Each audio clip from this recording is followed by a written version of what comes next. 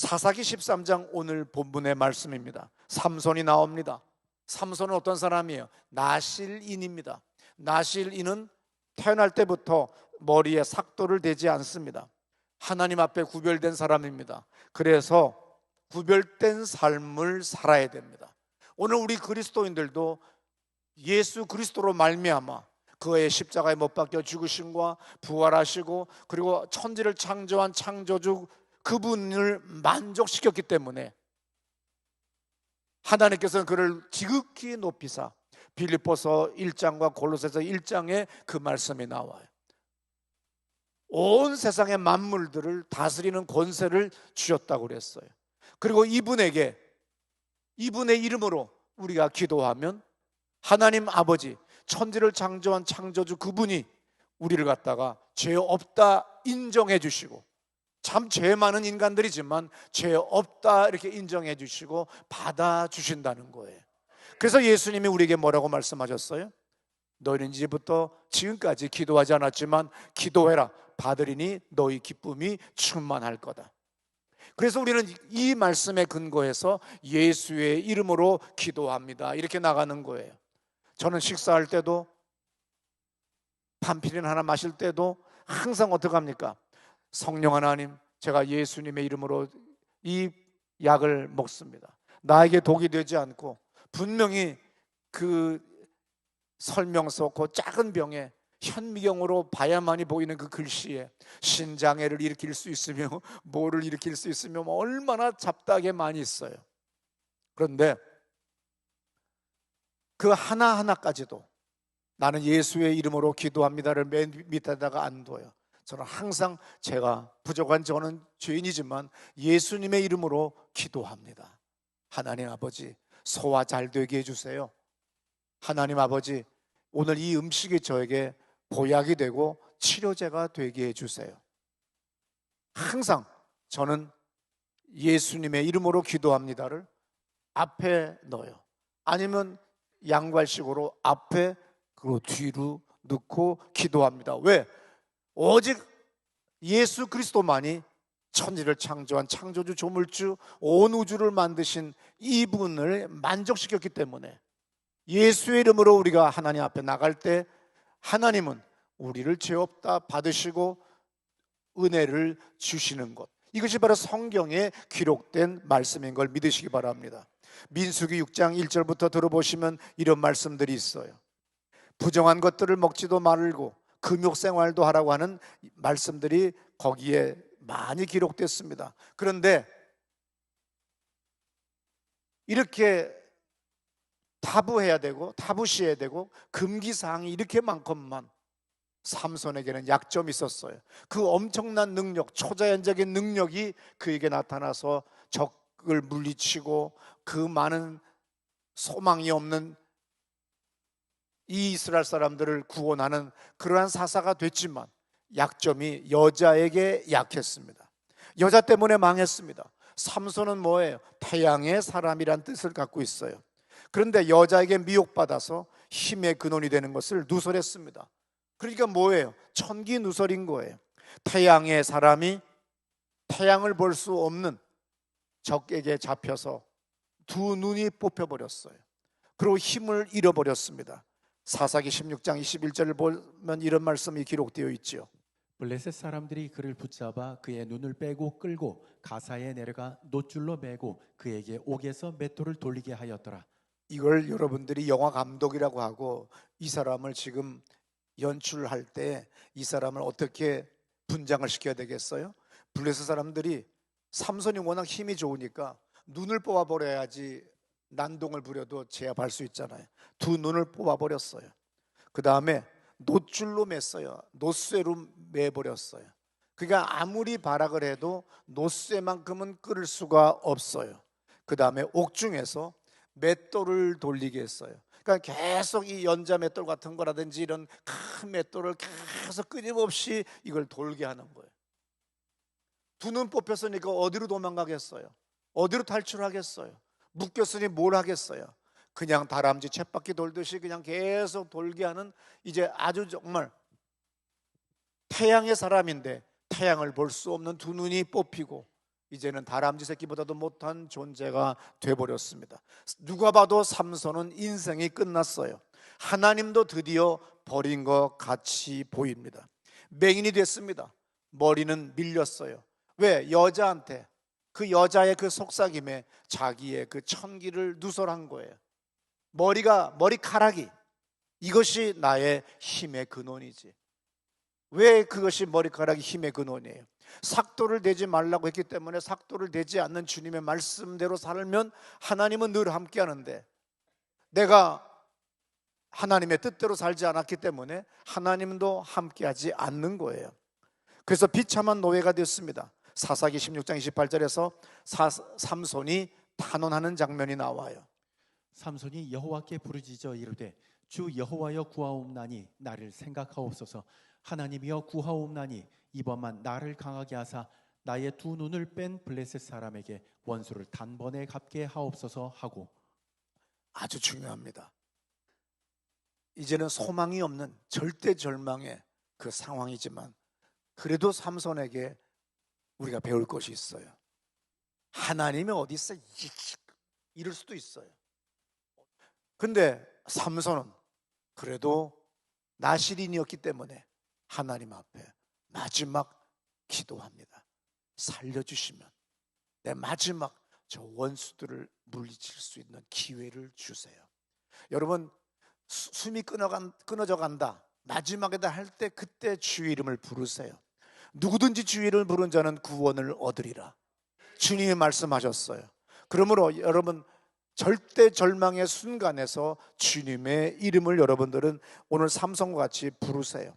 삼손은 그렇게 주님 앞에 마지막 내 두 눈을 뺀 원수를 단번에 갚게 해 주십시오. 사사기 16장 29절부터 이런 말씀이 있어요. 집을 버틴 두 가운데 기둥을 하나는 왼손으로 하나는 오른손으로, 아주 쉬워요. 기둥을 딱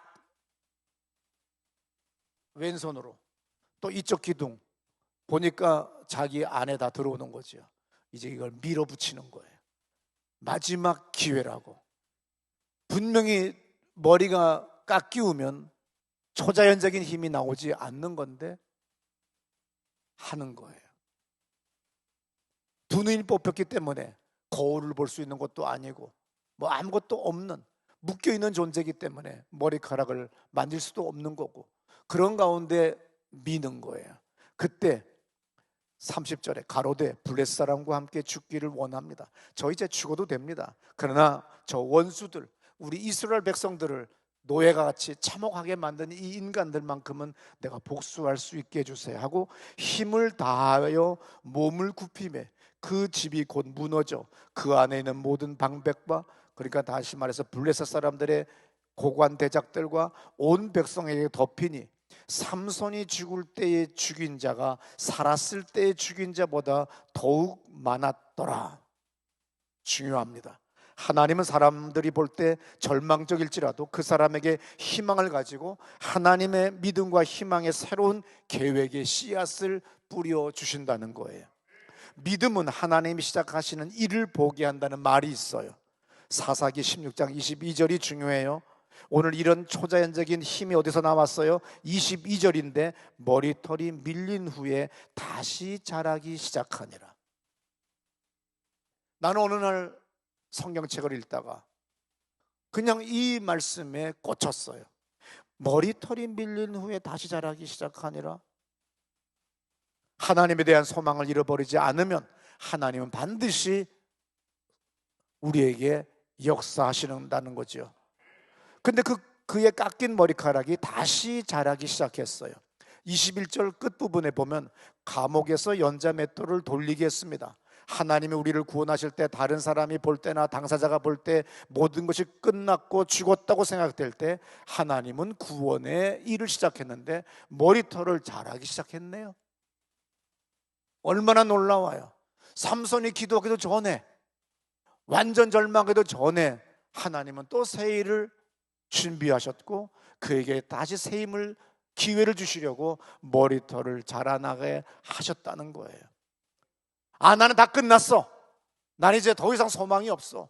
돈도 없고 꾸러갈 데도 없고 이제는 어떤 의사도 어떤 약도 나를 치료할 수 없다고 할 때에, 근데 하나님은 언젠가 며칠 전에, 몇 달 전부터 뭔가를 준비하고 계시는 거예요. 내 눈이 멀어 못 본 거지 주님은 역사하고 계신 거예요. 보세요. 어느 날 나는 하나님 앞에 기도했습니다. 35살 젊은 나이에, 주님, 나는 어디든지 가겠습니다. 비닐하우스라도 가겠습니다. 7명이 모여도 가겠습니다. 지나고 보니까 이런 기도는 하지 않는 게 나아요. 정말로 비닐하우스가 나타났고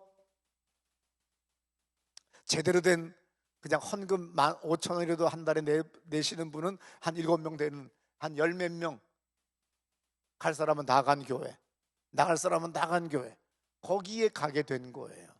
이왕이면 기도할 거 100억 달라고 그러지 아무거나 조금이라도 주면 좋다고 그러지 마세요. 명확하게 타겟을 정하세요. 아시겠어요? 구체적으로 정하셔야 돼요. 나 그렇게 할 때 주님은 이미 준비하고 계신 거예요. 이 비닐하우스에, 그리고 그다음에 철거당하고, 그 다음에 왕십리로 가고, 왕십리에 또 와야 될 교인들을, 또 거기서 내가 교회가 부흥을 하고 여기다 이 예배당을 건축하면 또 매주 이 교회에 등록하실 분들을 하나님은 준비하고, 그분들을 아파트를 이 동네로 당첨시킨다든지 또 어떤 마음을 주어서 다 이 교회로 가도록 하나님은 하기 시작하셨어요. 이미 여러분들에게 준비하셨어요. 이미 여러분들에게 무언가를 주시려고 일하고 계세요. 내 눈이 안 보여서 그렇지, 내 귀에 들리는 것이 없어서 그렇지, 하나님은 하고 계신 걸 믿으시기 바랍니다. 나는 믿습니다. 시작. 네, 하나님이 준비하고 계신 거예요. 성경을 자세히 보면 사람의 끝이라고 절망할 때 하나님은 항상 일하시는 걸 우리는 봅니다. 다니엘이 믿음을 저버리지 않고 죽음을 택하고 풀무불 들어가는 것을 마다하지 않고 타협하지 않아요. 그런데 풀무불에 들어갔는데 죽나 했더니, 이제 끝났나 했더니 하나님은 놀랍게 왕이 봤더니 분명히 들어간 것들은 셋인데 왜 움직이는 건 불 속에서 넷이냐? 이상하다. 그리고 왜 죽지도 않냐? 몇 배의 풀무불이기 때문에 당장에 녹아서 다 없어져 버릴 것들인데 어떻게 이렇게 놀라운 일이 벌어지느냐? 살아서 나와서 놀랍게도 나중에 총리가 되는 역사가 일어납니다. 다니엘 3장에 나오는 유명한 사건이죠. 6장 16절을 들어보세요. 이에 왕이 명령하매 다니엘을 끌어다가 사자굴에 던져 넣는지라. 왕이 다니엘에게 이르되 내가 항상 섬기는 너의 하나님이 너를 구원하시리라 하니라. 예, 그 다음에 22절에 보니까 이런 말씀이 있죠. 나의 하나님이 이미 그의 천사를 보내어 사자들의 입을 봉하셨으므로 사자들이 나를 상하지 못하였사오니 이는 나의 무죄함이 그 앞에 명백함이오며 또 왕이여 나는 왕에게도 해를 끼치지 아니하였나이다 하니라. 예, 모든 사람들이 봤을 때 저 사람은 이제 사업은 더 이상 끝이야. 지금 똑같은 죄를 몇 번이나 범죄했어. 이제 더 이상 나이도 이제 끝난 거야. 무엇으로 봐도, 어떤 상황으로 봐도 이런 일은 이제 더 이상 재기는 없어. 이렇게 모두가 단정하고 나 스스로도 절망했을지라도 주님은 삼손에게 머리칼이 다시 나게 하기 시작한다는 것을 기억하셔야 돼요. 사람들은, 다른 사람들이 실패하거나 어려움을 겪으면 정죄합니다. 이제 끝났어. 이제 넌 죽을 날밖에 없는 거야. 네 인생은 끝났어. 아닙니다. 요한복음 8장 11절에 이런 말씀이 있습니다. 대답하되 주여 없나이다. 예수께서 이르시되 나도 너를 정죄하지 아니하오노니 가서 다시는 죄를 범하지 말라 하시니라. 예, 주님도 우리를 정죄하지 않아요. 근데 우리가 다른 사람을 정죄합니다. 넌 인생 끝났어. 난 절대 시집 못 가. 네 사업은 끝난 거야. 그렇지만 아니에요. 인생은 다른 거예요. 기회가 있다는 거죠. 하물며 우리는 영생의 비밀을 안 사람이고 배운 사람이며 이 기록된 말씀을 받은 사람들입니다. 그러므로 이 말씀에 뭐라고 해요? 우리에게는 부활이 있는 거예요. 내 미래의 영혼의 부활만 있는 것이라 내 인생이 포기만 하지 않아도, 숨이 끊어지지만 않아도 나에게는 기회가 있어요. 주의 이름을 부르는 순간에 언젠가 주님의 때에 주님의 사람을 만나게 하시고 나를 이 깊은 웅덩이에서 건져내시는 걸 믿으시기 바랍니다. 하나님은 사람의 의지를 중요시하시는 인격의 하나님이에요. 내 의지만 변하지 않는다고 한다면, 내 의지만 내가 스스로 포기하지 않는다고 한다면, 하나님은 삼손의 머리카락을 삼손도 모르는 사이에 자라나기 시작하도록 만들었듯이 미래를 준비하려고 주님은 그의 머리카락이 다시 나도록 준비하시듯이 주님은 우리를 위하여, 미래의 언제를 위하여 지금 무언가를 준비하는 하나님이신 걸 믿으시기 바랍니다. 하나님은 우리의 의지대로 하시지 강제로 행하지 않아요. 요한복음 10장 10절에 도적이 오는 거는 자기 의지대로, 나의 의지가 아니라 지 뜻대로 와서 우리를 망하게 하지만, 주님은 계시록 3장 10절에 뭐라고 말씀하세요? 문을 두들기세요. 내 인격에 문을 두들기세요. 그리고 내가 원할 때, 내가 문을 열 때 주님은 오셔서 나의 인생을 인도해 주시는 걸 믿으시기 바랍니다. 그래서 야고보 4장 8절에 이렇게 말씀하잖아요. 하나님을 가까이 해라. 그리하면 너희를 가까이 해줄 것이다. 죄인들아 손을 깨끗하게 해라. 두 마음을 품은 자들아 마음을 성결케 하라 그랬어요. 우리의 처지가 아무리 절망적이고 앞이 어두워도 살고자 하는 이 의지를 예수의 이름으로 전능하신 하나님 앞에 피력하면 주님은 그 언젠가 삼손의 머리카락이 다시 나게 하시듯이 지금 무언가를 준비하고 계신 걸 믿으시기 바랍니다. 신명기 30장 19절에 이런 말씀이 있습니다. 들어보세요. 내가 오늘 하늘과 땅을 불러 너희에게 증거를 삼노라. 내가 생명과 사망과 복과 저주를 내 앞에 두었은즉 너와 내 자손이 살기 위하여 생명을 택하고. 네, 항상 우리에게는 뭐예요? 생명을 택하라는 거예요. 하나님을 택하라는 거예요. 소망을 택하라는 겁니다. 절망과 죽음과 어둠을 택하는 것이 아니라 항상 우리는 소망과 기쁨과 미래를 향하여 우리는 계속 나가야 됩니다. 그래서 하나님은 전도서 기자에게 말합니다. 하나님은 우리의 장래일을 알지 못하게 했어요.